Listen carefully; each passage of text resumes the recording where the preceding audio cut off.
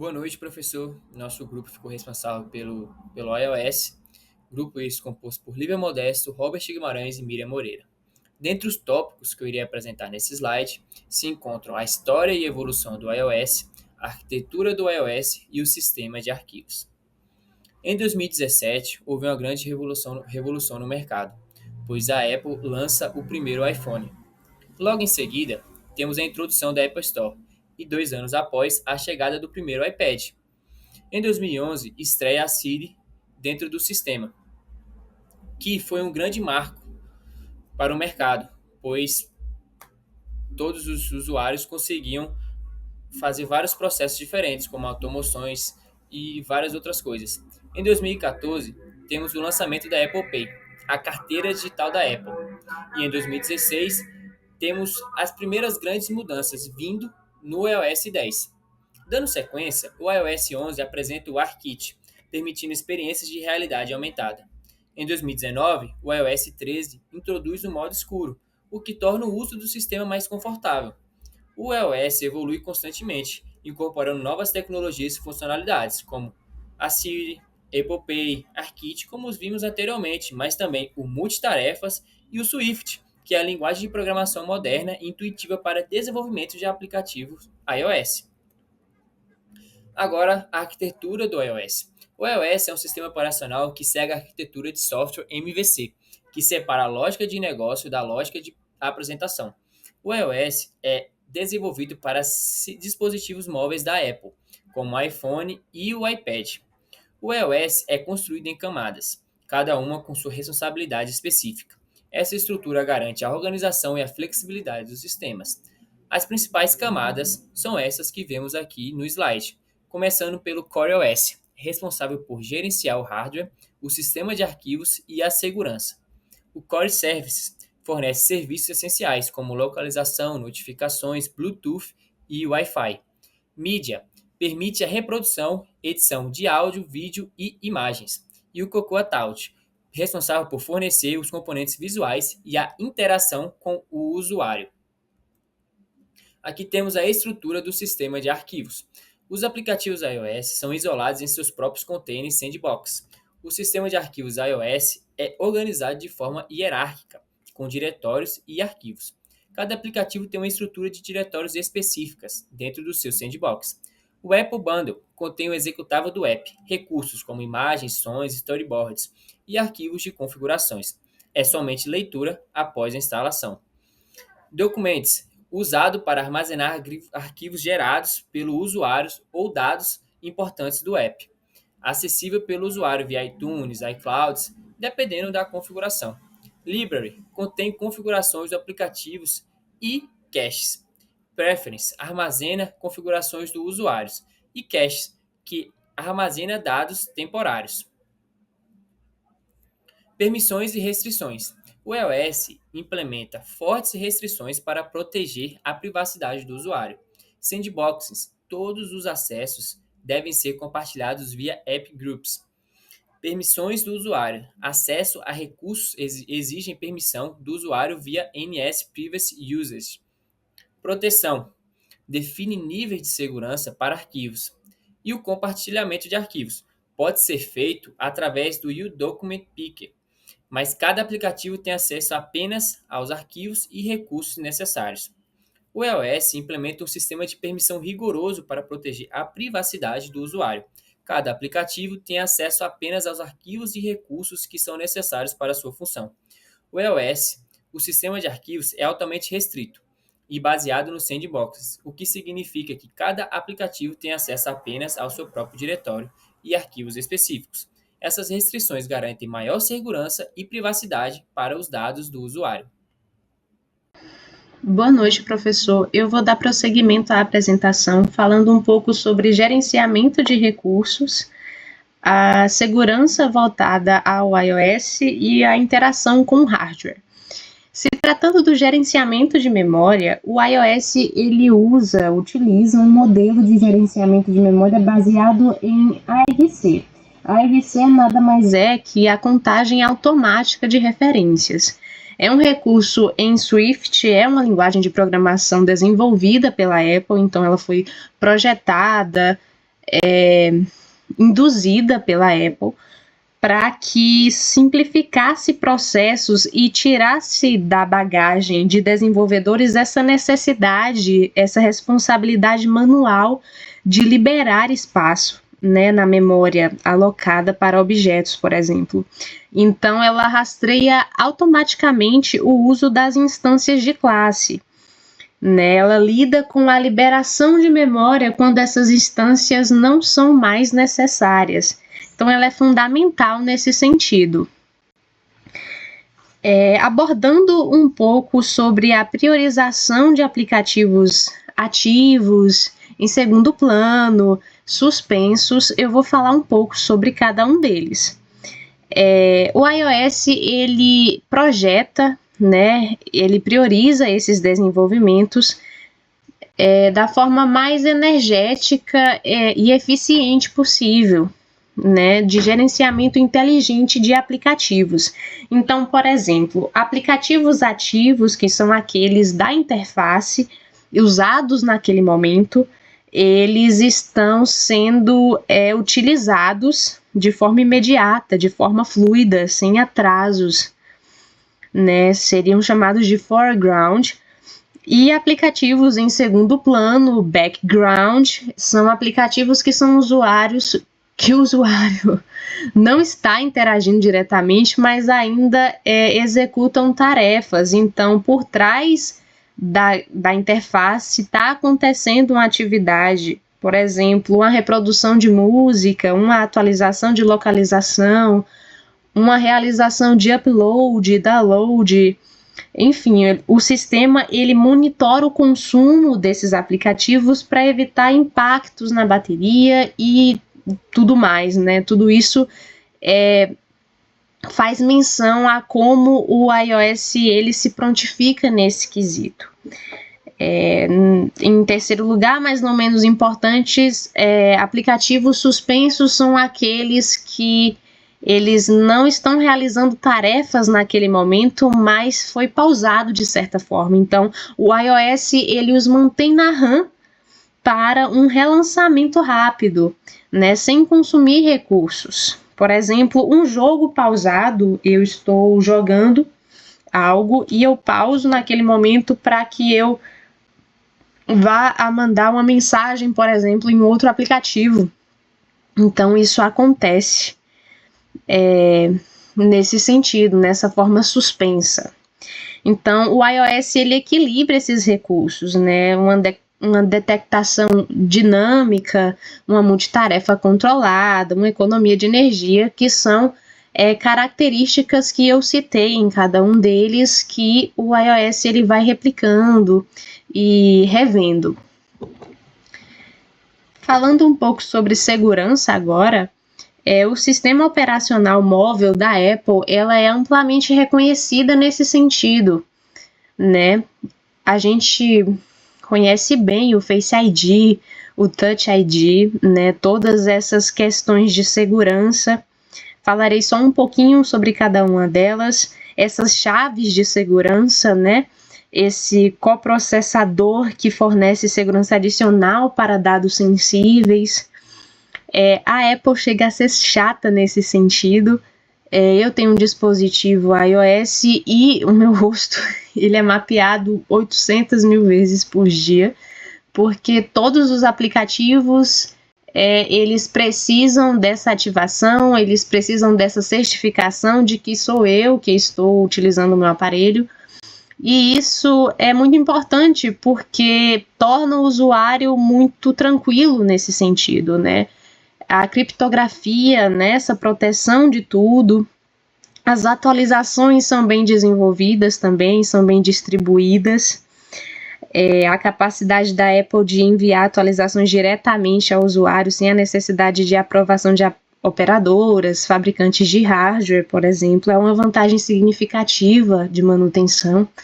Né, a revisão de aplicativos, a atenção que a Apple dá nesse sentido, eles fazem uma revisão para que algo seja realmente disponibilizado na Apple Store.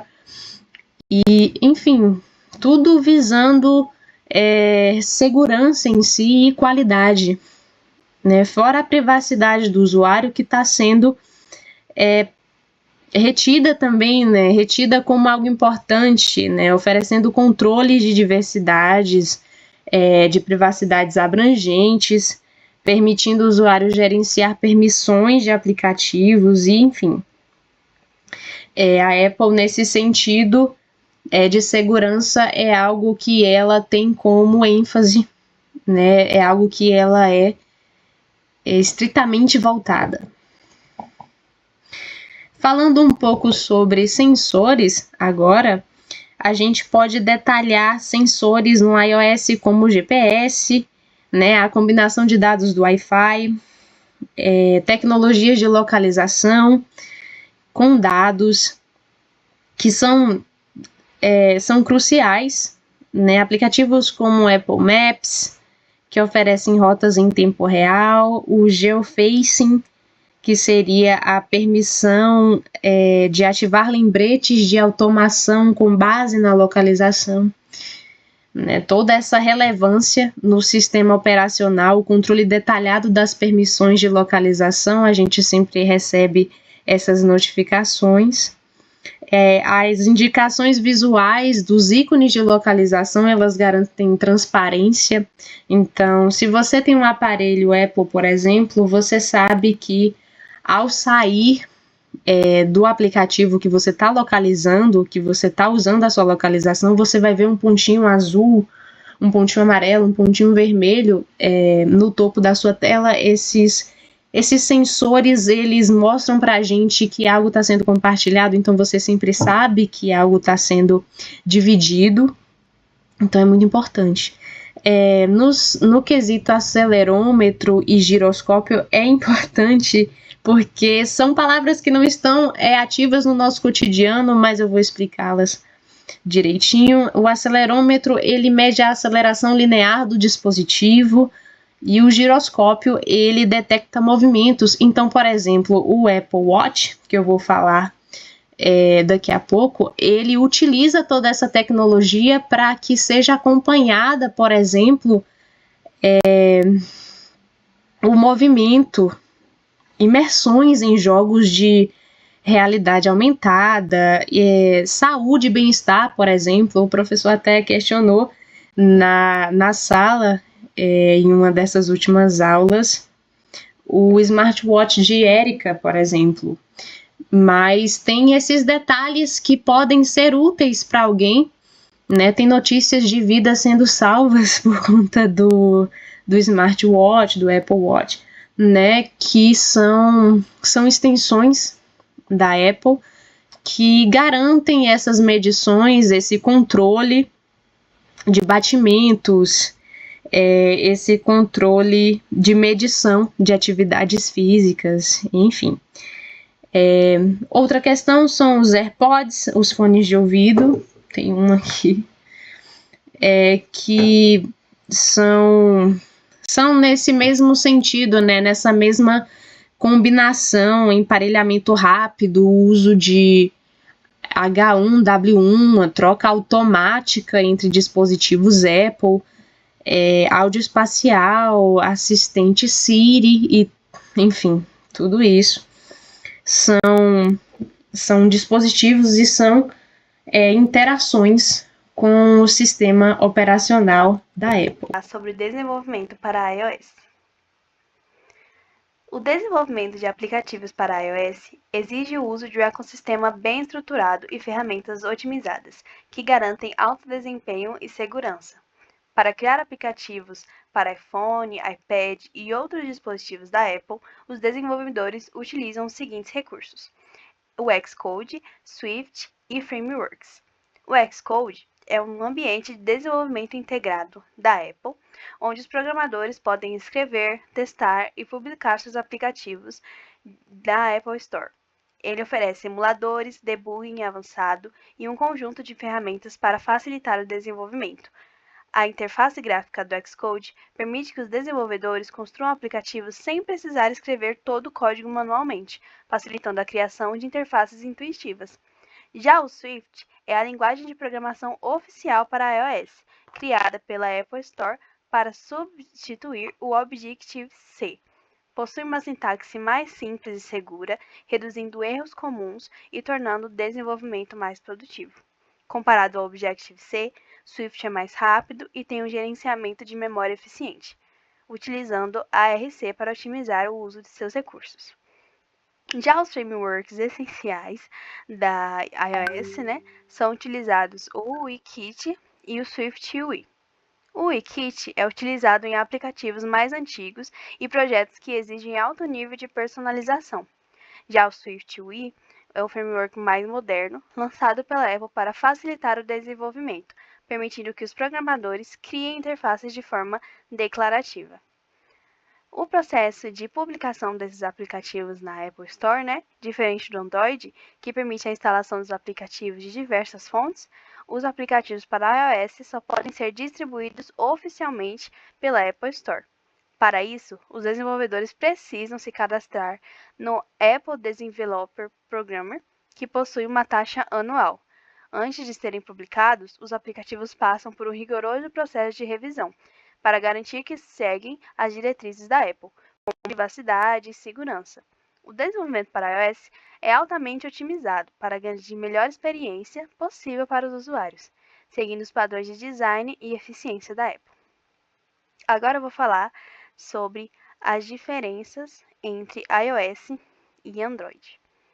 A disputa entre iOS e Android é uma das mais marcantes no mundo da tecnologia, e cada sistema operacional tem suas vantagens e desvantagens, E primeiro aqui, do iOS e o Android, nós temos a linguagem de programação.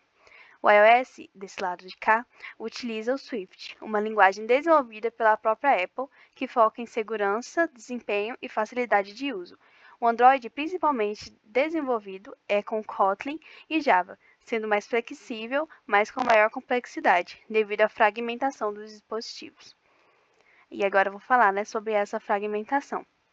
O iOS é desenvolvido exclusivamente para dispositivos da Apple, como já falado anteriormente, o que permite maior controle sobre o hardware e software, permanecendo todo esse controle na própria empresa Apple. Já o Android está presente em diversas marcas, como Samsung, Xiaomi, Motorola, entre várias outras, o que leva às variações no desempenho, atualizações, compatibilidade de aplicativos. Cada uma dessas empresas atualizam da maneira que elas quiserem, gradativamente, o que pode levar a uma fragmentação desse uso do Android. Atualizações dos sistemas.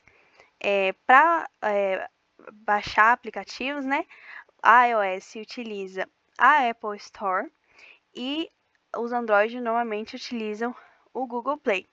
As atualizações são lançadas simultaneamente para todos os dispositivos compatíveis no iOS, garantindo maior segurança e suporte por mais tempo. Já o Android, cada fabricante decide quando atualizar ou não seus aplicativos, como eu falei, Sobre essas lojas, o processo de aprovação, como eu disse também, da Apple Store é rigoroso e precisa seguir as regras da Apple. Na Google Play Store, o processo de publicação é mais flexível e rápido, permitindo que novos aplicativos cheguem ao público com mais facilidade. É maior o risco de aplicativos inseguros ou baixa qualidade serem publicados.